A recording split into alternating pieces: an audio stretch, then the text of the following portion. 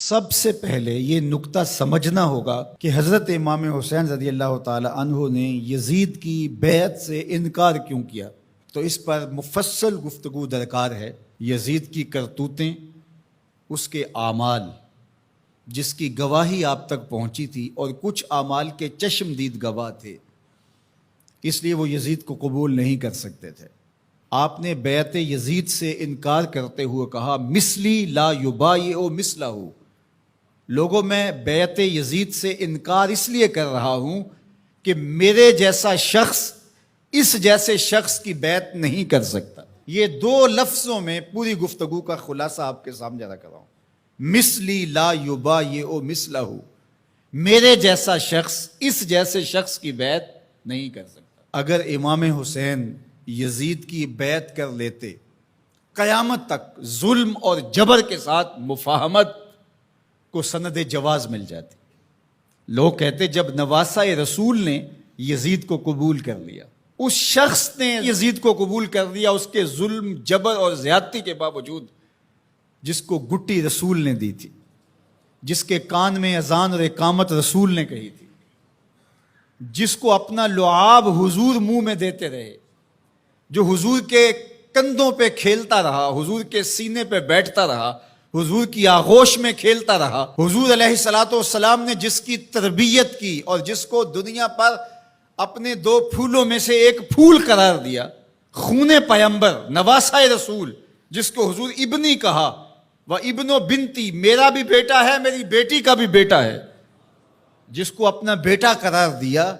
جب فرزند رسول ظلم سے مفاہمت کر لیتا ہے، جبر سے مفاہمت کر لیتا ہے، تو پھر مجھے بتاؤ کہ قیامت تک کوئی ظلم اور جبر کے خلاف کھڑا ہو پاتا؟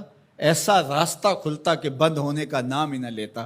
تو حضرت امام حسین رضی اللہ تعالیٰ عنہ نے کہا مثلی لا یبایع مثلہ، میرے جیسا شخص تیرے جیسے سے بیعت کر ہی نہیں سکتا۔ اب جو واقعہ ہونے والا ہے، جو صورتحال درپیش ہے، کربلا میں جو کچھ ہوتا دکھائی دے رہا ہے، وہ میری نظروں سے پوشیدہ نہیں ہے، میں دیکھ رہا ہوں کہ کیا ہونے والا ہے۔ آپ نے مقام بیضا پہ جو خطبہ دیا، راستے میں ایک مقام پڑتا ہے آیان و انصار کے ساتھ، اور آپ نے اس میں ایک تاریخ ساز جملہ ارشاد کیا جو آپ کے فلسفہ شہادت کو اجاگر کر دیتا ہے۔ آپ نے فرمایا لوگوں، مجھے پتہ ہے میرے ساتھ کیا ہونے والا ہے۔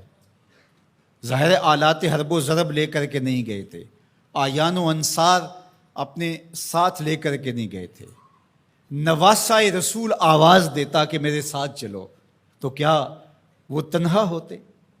مجھے بتائیے، اس دور میں اگر کسی کام کے لیے میں آپ کو آواز دیتا ہوں، میرے جیسا خاکسار شخص جس کی کوئی اوقات اور حیثیت ہی نہیں ہے، لیکن کتنے لوگ میرے ساتھ کھڑے ہوں گے، اور جو پیغمبر کی گود میں پلا ہو۔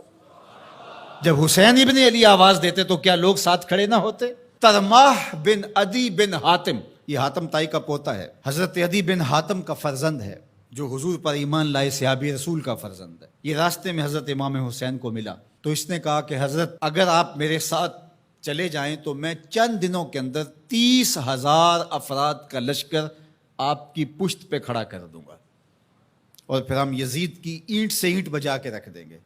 لیکن ترماح بن عدی کی پیشکش کو حضرت امام حسین نے قبول نہیں کیا، کہا بس مجھے جانے دو۔ تو کہا کہ لوگوں، میرے ساتھ جو ہونے جا رہا ہے، جو میری آنکھیں دیکھ رہی ہیں، مجھے اچھی طرح معلوم ہے، ہونے والے مناظر میری آنکھوں کے سامنے گھوم رہے ہیں، کوئی چیز میری نظروں سے پوشیدہ نہیں ہے، لیکن اس کے باوجود بھی میں کیوں جا رہا ہوں؟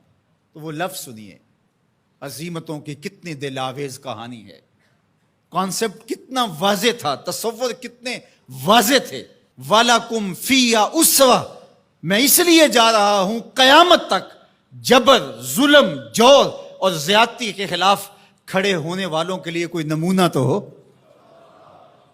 وَلَكُمْ فِيهَا أُسْوَةٌ، میری زندگی آنے والوں کے لیے نمونہ بن جائے کہ مفاہمت جبر سے نہیں کی جاتی، ظلم سے صلح نہیں کی جاتی، ظلم کا مقابلہ کیا جاتا ہے، چاہے کچھ بچے یا نہ بچے۔ لوگ سر بچانے کے لیے ہاتھ دے دیتے ہیں، امام نے ہاتھ بچانے کے لیے سر دے دیا، کہا یزید کے ہاتھ میں یہ ہاتھ نہیں آئے گا۔ آج پوری دنیا کے اوپر آزادی کی جتنی بھی تحریکیں چلتی ہیں، حریت فکر کی جتنی تحریکیں چلتی ہیں، سارے حرارت خون حسین سے لیتے ہیں۔ گاندھی نے جب برطانوی سامراج کو للکارا تو اس نے اپنے لوگوں سے کہا کہ تم کہو گے کہ اتنے تھوڑے لوگوں کے ساتھ اتنی بڑی طاقت سے ٹکر لینا دیوار کے ساتھ سر پھوڑنے کے مترادف ہے، لیکن میرے سامنے حسین ابن علی کا اسوہ موجود ہے۔